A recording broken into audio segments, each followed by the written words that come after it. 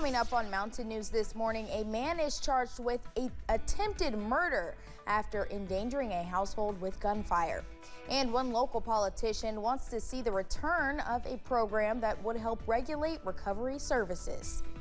Dedicated to Eastern and Southern Kentucky, this is WYMT Mountain News This Morning. Good morning, I'm Madison Carmouche. We're at 5:30 this morning. It's September 4th, 2024, and it's a little chilly this morning. I don't know if you want to grab a light jacket or not, but that's not my gig. I'll send it over to meteorologist Tim Drawbridge for a look at your forecast. You know, Eric will do the tag team weather in the afternoons with Drake. I think we need to get that going in the mornings now, Madison, because of the chill factor that's starting to settle in. 59 outside our door here in Hazard. Some low clouds and a little fog in spots. The reporting stations, only Jacksboro has been fluctuating from the primo 10-mile visibility, but nonetheless, it could be a little fog this morning.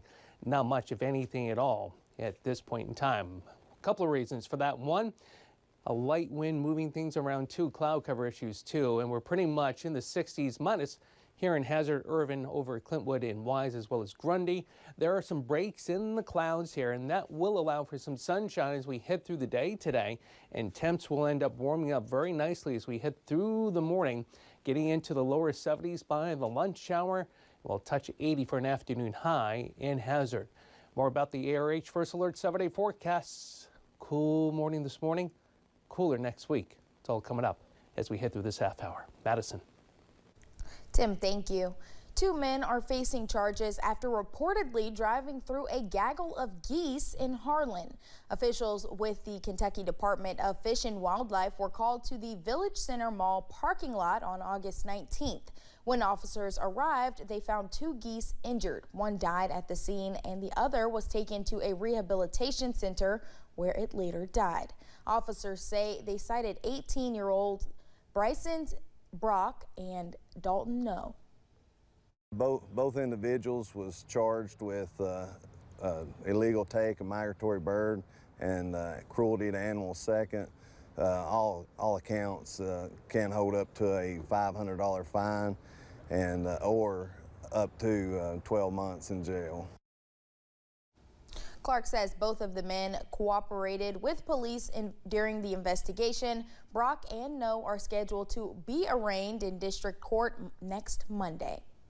A shooting at a southern Kentucky home left one man injured, one dog dead, and some children in harm's way. That's what Laurel County deputies say happened early Saturday morning at a home in the Lilly community. WYMT's Phil Pendleton spoke to investigators about the violence. Orange paint was placed over the spots where investigators say multiple rounds were fired into a house on Wagers Road in Laurel County. Then he runs out the door and he empties the pistol into the residence, gets in his vehicle and drives off. And we pick him up a short time later. Deputies say Joseph Collette was having a domestic disagreement with a man inside the home. Collette is accused of first killing a dog, then kicking in a door and opening fire inside the house. One round grazed the leg of the 38-year-old victim.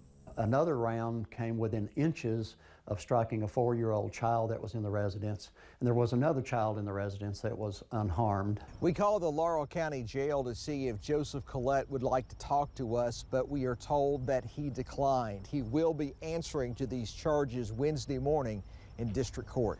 What led up to it remains under investigation. With his mindset, from what we could tell, he just went in there enraged over something and just began firing the weapon. I mean, a scary situation. I mean, we could have had 3 people killed in that residence. Knox County deputies were able to locate Collette after he drove off because they say they were familiar with him. In Laurel County, Phil Pendleton, WYMT Mountain News. A man has been sentenced to 40 years in prison for the death of a woman in Huntington, West Virginia. Peter Vansdam III was arrested for the death of Mary Deal. Deal's body was found near railroad tracks. The criminal complaint stated Van Masdam shot Deal with a shotgun in her home. set fire to her body and placed her in a lightly vegetated area near the railroad tracks. Police and firefighters in Wayne County, West Virginia worked together to take down a man they say was a major drug dealer in the Fort Gay area. Police arrested Chad Salmons. Sheriff Rick Thompson says officers were executing a search warrant as part of a drug investigation when they came across a safe. That is when the Fort Gay Fire Department showed up to open it, finding pounds of meth inside and other drugs. They also found guns and nearly $10,000 in cash.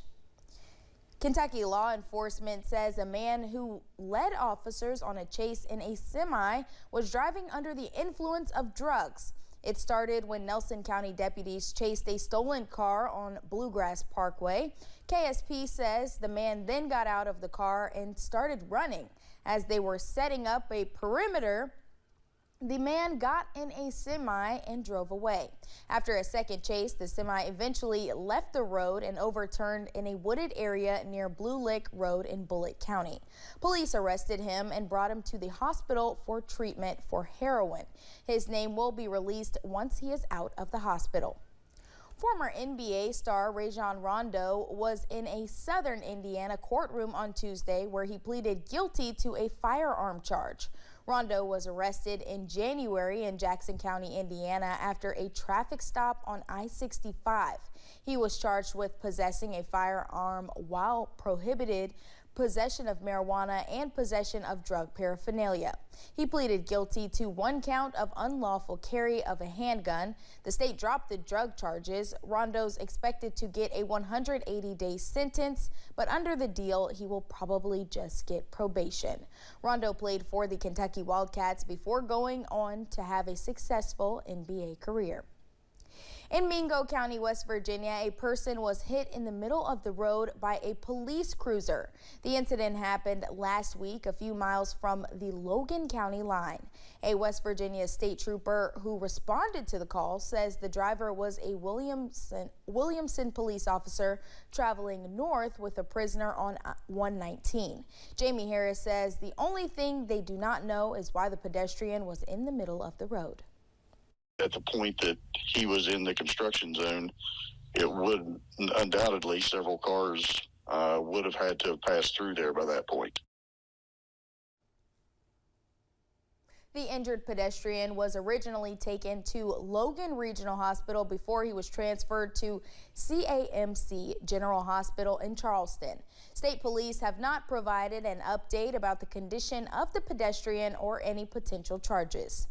Somerset Mayor Alan Keck is doubling down on efforts to regulate abuse and fraud in the recovery system.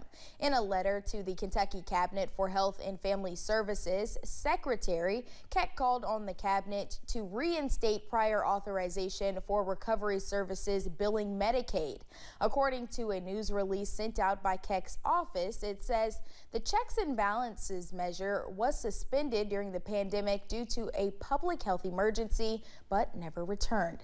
Keck said, quote, "Our communities are seeing an influx of sober living facilities that are taking advantage of Kentucky's Medicaid system and the lax requirements that linger from the COVID-19 pandemic." Keck also told WYMT that he wants people to be able to get the help they need, but doing so without enabling abuse. On Tuesday, a gas leak caused a portion of one city in Woodford County to be evacuated. Officials with the Versailles Fire Department say the gas main broke from Elm Street to Yellow Jacket Drive in Versailles. This impacted businesses as well as those living in the area, but officials with the fire department say those folks have been allowed to return to their homes and businesses. You might remember that a gas leak also caused issues for some in Anderson County last week. When we return, striking out in a baseball is never fun, but these bowlers were chasing a different strike for a world record. Striking out in the weather department is never a good thing either. Temperatures this morning, as promised, warmer than yesterday morning. We talked something about cloud cover issues today, too. How does that play out? We'll let you know. Your ARH First Alert 7-day forecast is coming up right after the break.